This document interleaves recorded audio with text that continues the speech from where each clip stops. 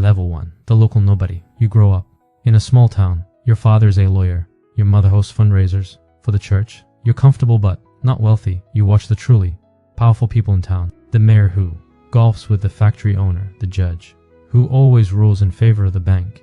You see how the game works. It's not about what you know. It's about who you know and what you can do for them. You learn early that people believe what they want to believe. You learn that a firm handshake and steady eye contact can make someone trust you more than facts ever could. You run for student body president in high school. You don't care about the student body. You care about winning. You shake every hand. You remember every name. You promise things you know you can't deliver, but you say them with such conviction that people believe you. You win by a landslide. That night you look in the mirror and you see it for the first time. The gift. You can make people see whatever you want them to see. That's power, and you want more. Level 2. The city councilman. You go to law school not because you love the law, but because lawyers become politicians. You graduate, middle of your class, but you network like your life depends on it. You remember every professor's birthday. You attend every alumni event. You collect favors like baseball cards. At 28, you run for city council in a mid-sized district. You knock on 10,000 doors. You kiss babies. You attend every funeral and every wedding. You win by Doheda votes. Now you're somebody. Your first year, a developer approaches you. He wants to build condos on protected wetlands. The environmental review would take years, unless someone on the council helps expedite the permits. He doesn't offer you cash. That would be crude. He offers you a consulting fee for your law firm. 50 Allen a year for advice you never give. You expedite the permits. The condos get built. The wetlands disappear. Your bank account grows. You learn the first rule of corruption. Never take cash. Take opportunities. The state legislator. Level 3. The state legislator. You serve 2 terms on the council. You build a reputation as someone who gets things done. What people don't know is how you get them done. You run for state legislature at 24. The campaign costs $15.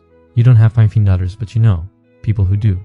A construction union wants favorable labor laws. A pharmaceutical company wants looser regulations. An energy company wants drilling permits. They all write checks to your campaign. They all expect something in return. You win. You move to the state capital. You share an office with 3 other freshmen legislators. You're a nobody again, but you learn fast. You learn that the real deals happen in steakhouses, not chambers. You learn that every bill has a price. You learn that the party leadership controls everything and they only promote people who play ball. You play ball. A senior legislator is running a scheme. Federal grants meant for rural hospitals are being funneled to a construction company he owns. He needs votes to keep the scheme alive. You give him your vote. In return, he puts you on the appropriations committee. Now you control where the money goes. Now you have real power. The party insider. Level 4, the party insider. You've been in the legislature for 6 years. You've built a network. Lobbyists take you to dinner 3 nights a week. You have a vacation home paid for by a grateful contractor. Your wife wears jewelry given to her by the wife of a casino owner. None of this is on paper. None of it can be traced. You've learned the second rule of corruption. Build layers. Never touch the money directly. The party notices you. You raise more money than anyone in your district. You deliver votes when leadership needs them.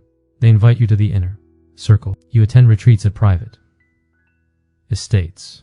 You meet the real power.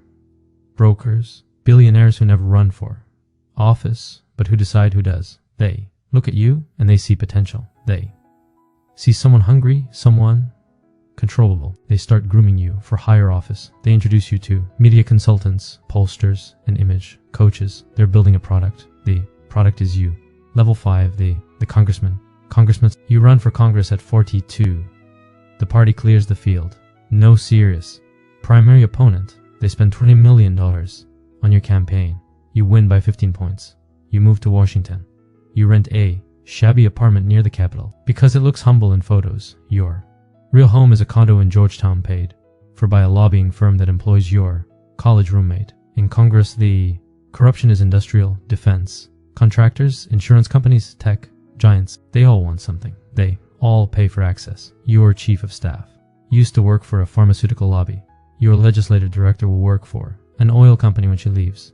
The revolving door never stops spinning. You sponsor a bill that helps a tech company avoid antitrust scrutiny. 6 months Later, your wife gets a consulting contract with that company. Hang on about a year.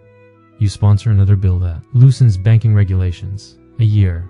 Later, you're invited to join the board of a regional bank in Helsinki for 4 meetings a year. You've learned the third rule.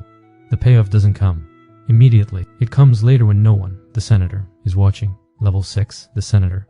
After 3 terms in Congress, you run for Senate.